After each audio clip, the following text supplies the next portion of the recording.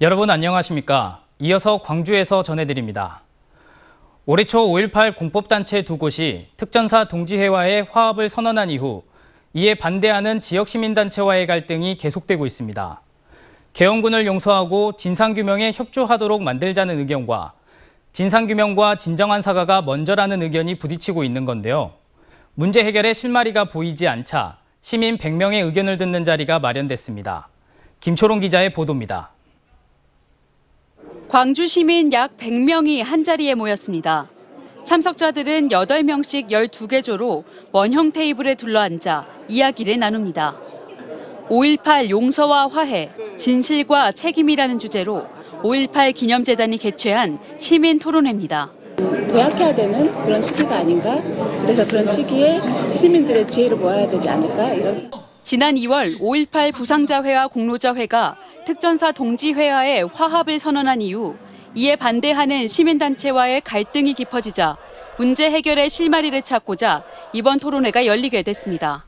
5.18에 대한 진실과 책임, 주체에 대한 논의를 해나갈 시민 참여 공론회 장을 제안한 바 있습니다.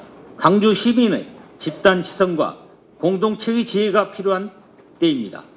핵심은 용서와 화해가 먼저인지 진상규명과 사과가 먼저인지입니다. 또 이를 명확하게 하기 위해 5.18 진상규명과 책임자 처벌은 어디까지 진행됐는지, 그 책임은 누구에게까지 물을 수 있는 것인지도 함께 논의됐습니다. 20대부터 80대까지 사회 각계각층의 시민이 참여했고 일부 토론은 비공개로 진행됐습니다. 의견을 가지고 있는 단체들에게 발송돼야 되겠죠. 그리고 관련 학자들, 관련 단체들에게 모두 그분들이 이 원 자료를 보고 다시 생각할 수 있는 기회가 된다고 생각해요. 만들어진 틀에 따른 여론조사가 아닌 자유로운 토론을 통해 다양한 의견이 나온 만큼 5.18 기념재단은 이를 취합한 뒤 향후 계획을 수립할 예정이라고 밝혔습니다. MBC 뉴스 김초롱입니다. 여수 국가산단 대기오염물질 배출량 조작 사건이 발생한 지 4년여 만에 산단 주변 환경오염 실태 조사가 이루어집니다. 이르면 다음 달이면 조사가 시행될 수 있을 것으로 보입니다. 김주희 기자가 보도합니다. 지난 2019년 지역사회를 충격에 빠뜨린 여수산단 기업들의 대기오염물질 측정값 조작 사건. 이 사건 발생 4년 만에 본격적인 환경오염 실태 조사가 이루어집니다. 도는 최근 여수산단 내 90개 배출량 조작 기업들로부터 산단 주변 환경오염 실태 조사 연구과제 수행을 위한 분담금 납부 확약서를 제출받았습니다. 환경오염 실태 조사에 들어가는 용역비는 47억여 원. 분담 비율은 업체별로 오염물질 배출량과 매출액 등 기업 규모를 고려해 산출했습니다. 전남도는 다음 달 중에 한국대기환경학회와 연구 용역 과제 계약을 체결하고 24개월 동안 본격적인 조사에 나설 수 있도록 할 방침입니다. 산단 대기질 조사와 그리고 주변 지역에 대한 대기질 조사, 그리고 산단 내에 입주해 있는 사업장들의 굴뚝 조사, 그리고 악취 조사, 그리고 산단 내에 있는 하천에 대한 수질 조사, 그리고 인접된 해양에 대한 해양 환경에 대한 조사, 그리고 산단 내 토양에 대한 토양 환경 조사를 할 계획입니다. 특히 조사 기간 동안 착수, 중간, 최종 보고회가 이루어지고 전문가 검증과 주민 설명의 절차도 밟게 될 것으로 예상됩니다. 이번 환경오염 실태 조사는 민관협력 거버넌스 여수 국가산단 환경관리 종합대책을 마련하기 위해 합의된 9개 공고안 가운데 핵심 사항이어서 지역 환경단체들 역시 다소 늦은 감은 있지만 환영하는 분위기입니다.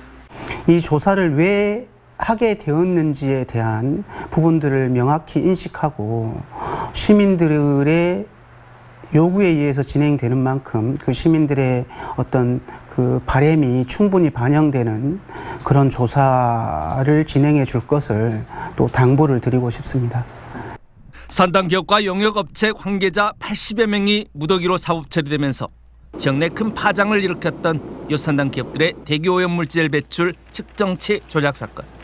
오랜 진통과 논란 끝에 시작되는 환경조사인 만큼 여수 국가산단이 안전하고 환경 친화적인 지역과 상생하는 산단으로 거듭날 수 있는 새로운 시작점이 될 수 있을지 주목됩니다. MBC 뉴스 김주희입니다.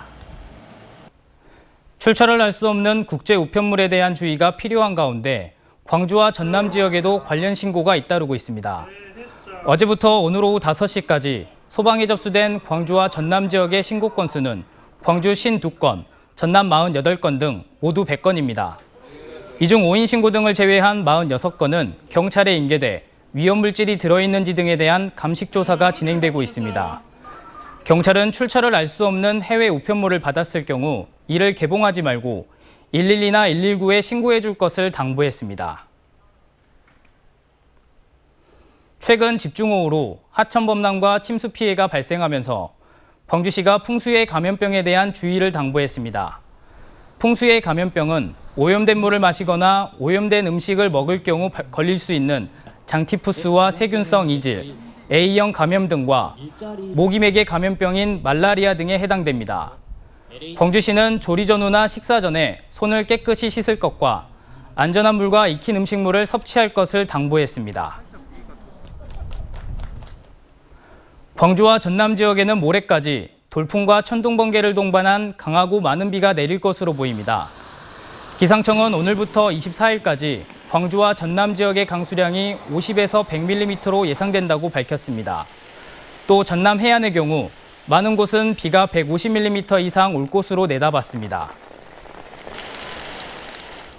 광주시가 첫 아이 임신을 준비하는 예비부모를 대상으로 임신 관련 건강검진비를 지원합니다. 지원 대상은 한 사람 이상이 광주에 주민등록이 된 법적 부부입니다. 선정될 경우 광주 지역 5개 협약병원에서 건강검진을 받을 수 있고 최대 30만 원이 지원됩니다. 나주시가 오늘 나주 소통창작센터에서 국제 레지던스 참여 작가의 전시회를 개최했습니다. 이번 전시회는 해외 작가 등 5명이 참여해 회화와 조각 등 작품 60여 점을 선보였습니다. 나주 국제 레지던스는 나주시가 해외에서 활동하는 작가를 초청해 활동을 지원하고 이들의 작품을 기증받거나 연구 설치하는 정책입니다.